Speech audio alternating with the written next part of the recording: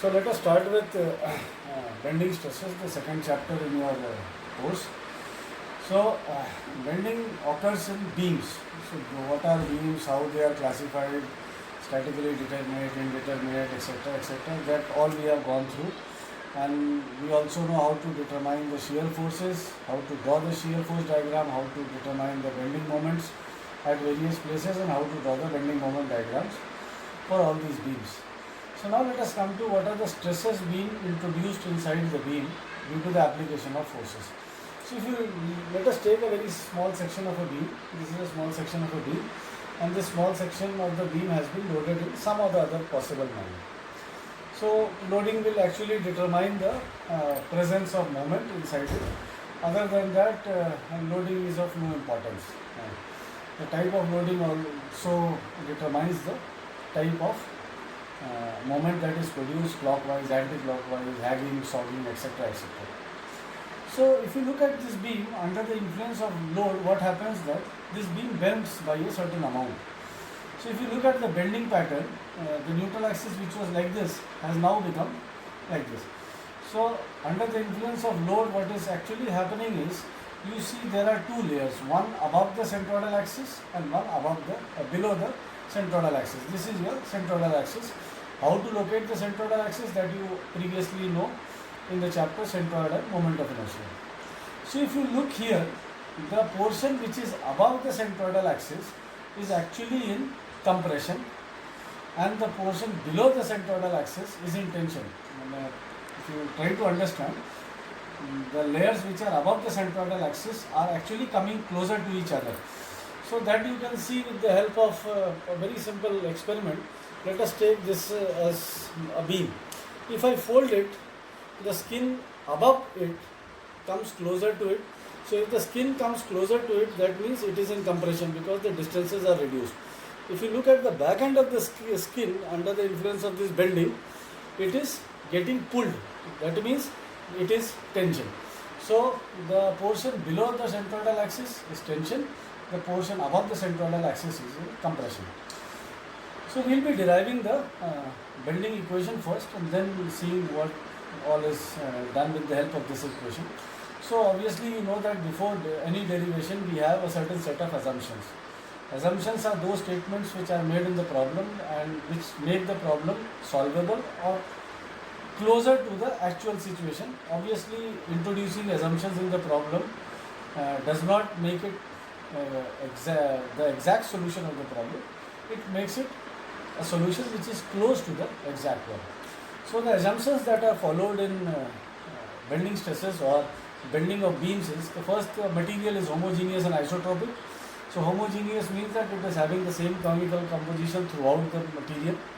Isotropic means it is having the same material specifications in all x, y and z directions. So you have materials which are anisotropic also, that we have discussed in the class. So this is one assumption. The second assumption is every layer is free to expand and contract independently. So if you look at materials, materials are made up of n different types of layers. Every layer stands one over another.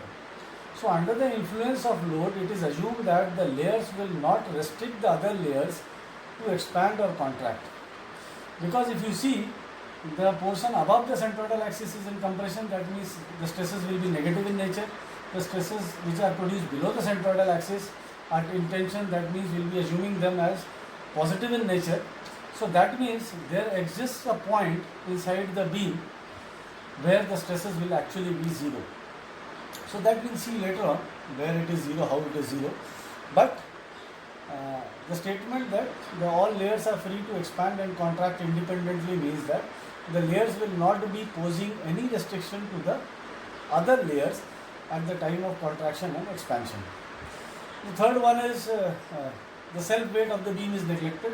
We are not considering the self weight of the beam. And the last one is the member is loaded within elastic limit.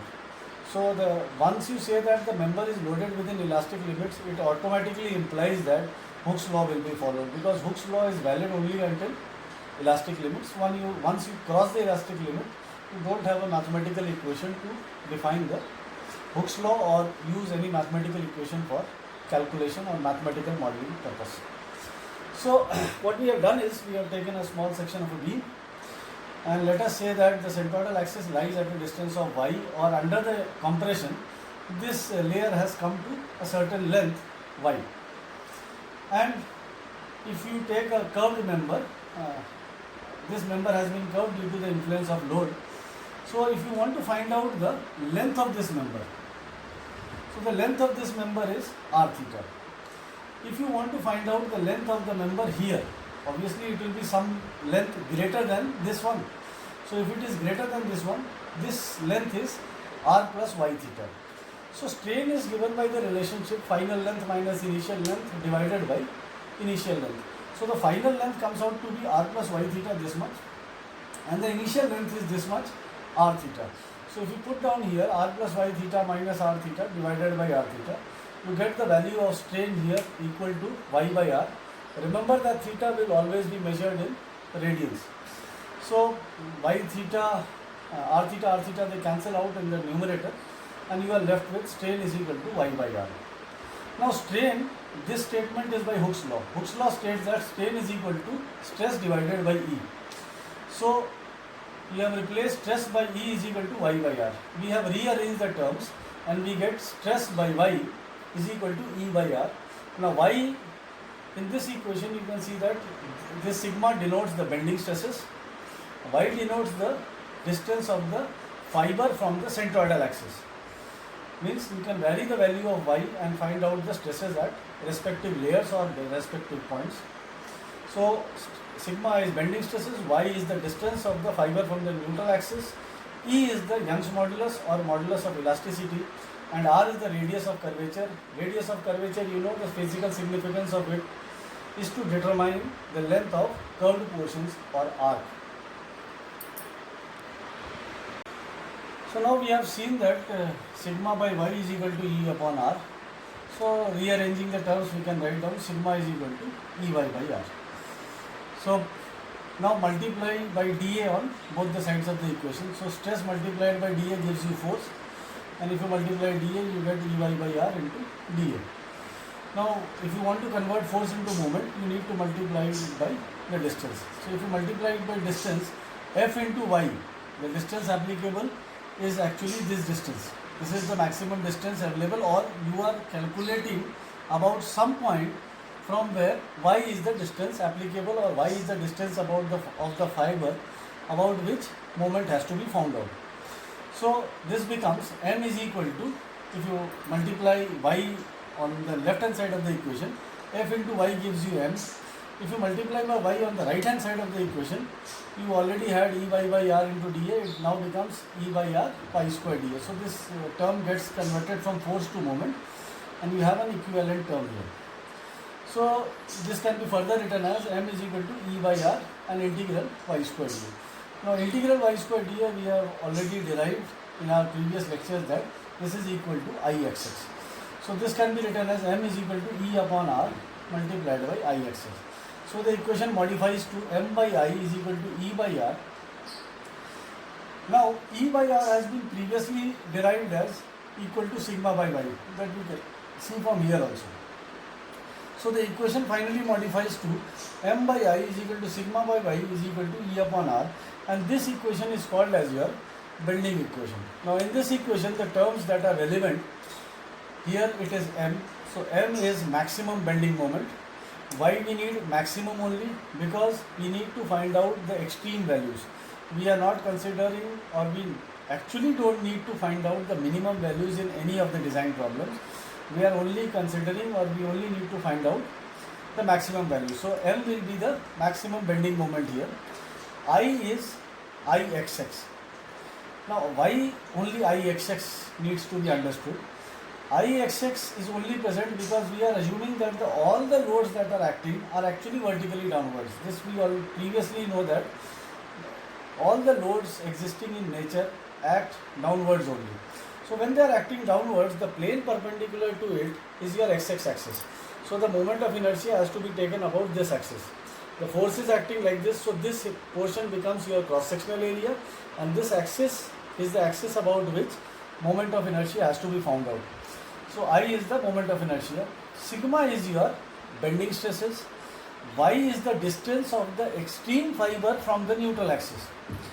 It needs to be understood that y is the distance of the extreme fiber from the neutral axis, because maximum distance will actually give you maximum moment. So y needs to be maximum, that is applicable for the cross section. E is Young's modulus and r is the radius of curvature. So this completes your bending equation. So now let us come to the final equation that we have derived. So the equation derived was m by I is equal to sigma by y is equal to E upon r. Now if you look at these equations, we can form three combinations. So obviously this entire equation cannot be used in a single go. You need to have combinations. So when you have combinations, you have three possible combinations which can be created out of it. So these three possible combinations are actually three mathematical relations. So that means you can find out three unknowns. So three various types of unknowns as applicable. But this statement is true. This statement is false. You cannot find out three unknowns using these six variables or these three equations. So for an equation to be mathematically viable, it needs to have two things. Now the first one is cause and the second one is effect.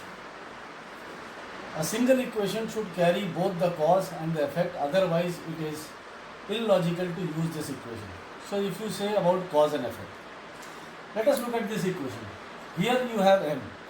M is maximum bending moment. This is produced by the type of loading, the type of supports due to which the beam has been subjected.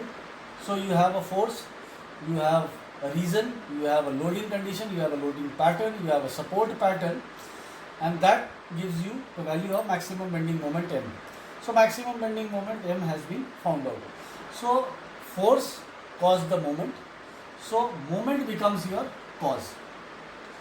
And I is a cross-sectional property, it doesn't matter. Y is a cross-sectional property, depends upon the cross-section, the centroid, the location, the distance of the fiber from the centroidal axis.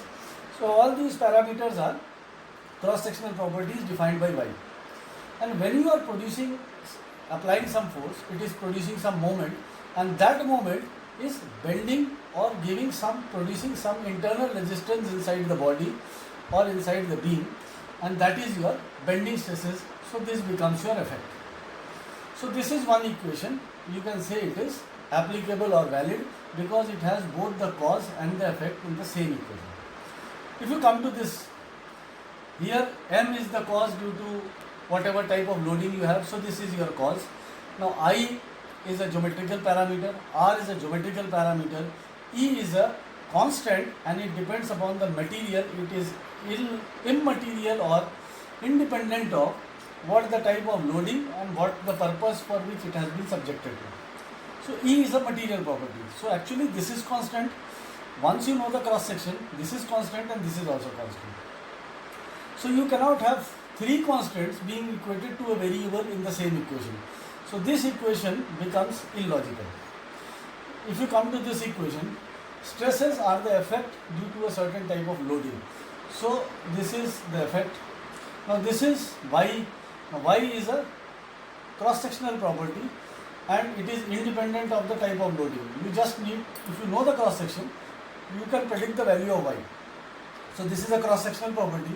This is a cross-sectional property R, radius of curvature, and E is a material property again which is independent of the type or cause for which it has been subjected to. So this has only effect and all other constants. So this is immaterial. If you look at this equation, this has only cause but no effect, so this is immaterial. So if you look from mathematical application point of view, then you can say that this is the only mathematical equation through which all numericals or all further mathematical situations can be solved for. Now the question arises is, why do we actually derive this E by R? This E by R relationship has been derived only to strike a comparative statement or only to strike a comparison between sigma by Y and M by I. This is a parameter which is actually used for comparing. It has no relevance to mathematical situations or mathematical problems. So in none of the problems of bending stresses in beams, you will find this term E by R actually used to equate and find out any type of unknown.